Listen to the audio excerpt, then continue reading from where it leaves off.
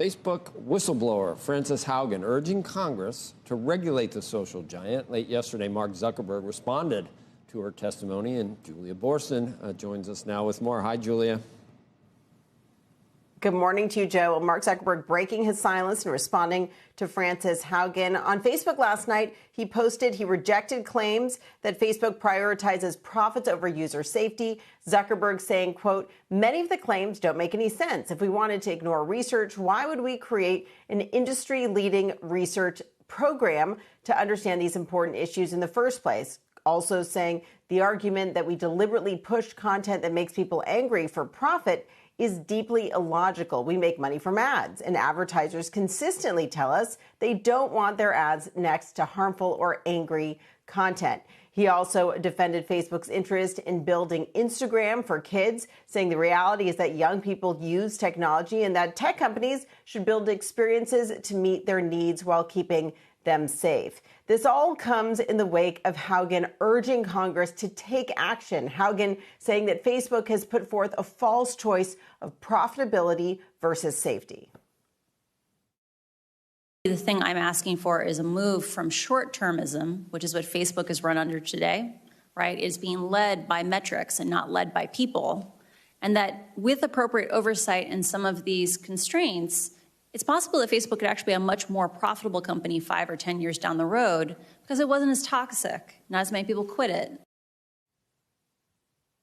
Facebook noting that Haugen worked at the company for just 2 years. She had no direct reports and never attended what they call a decision point meeting with C-level executives, saying, quote, we don't agree with her characterization of the many issues she testified about. Despite all of this, we agree on one thing. It's time to begin to create standard rules for the internet. So now, of course, the question becomes, what do those rules look like and whether and how much they could impact Facebook's profitability, guys?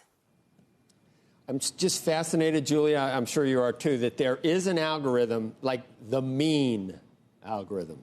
Like there's something in numbers that can skew it to the really mean side of things that they decide, well, we get more engagement from. It's like clickbait, I guess, and I think people in media know how to write a headline that may not describe the actual interview at all to get people to click on it. Is that what it's like, you think? But in this case, it has effects on Joe, young I would say people.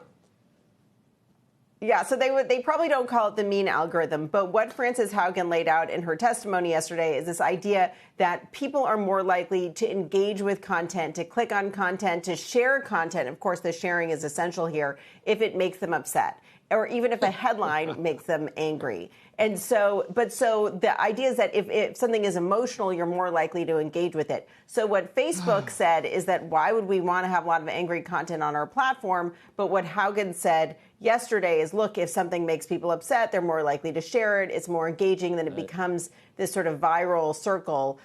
So two different ways of looking at this, Joe, but I'm sure more will come out about the algorithm in time. But what was interesting is Haugen said she thinks everything should just, all the content on your news feed should just be delivered in a reverse chronological order, so you know exactly what was reposted when, as opposed to being, sort of factoring in all these different ways that people are sharing and responding to the content. But I bet they don't call it the mean algorithm. That would have gotten some good headlines, though.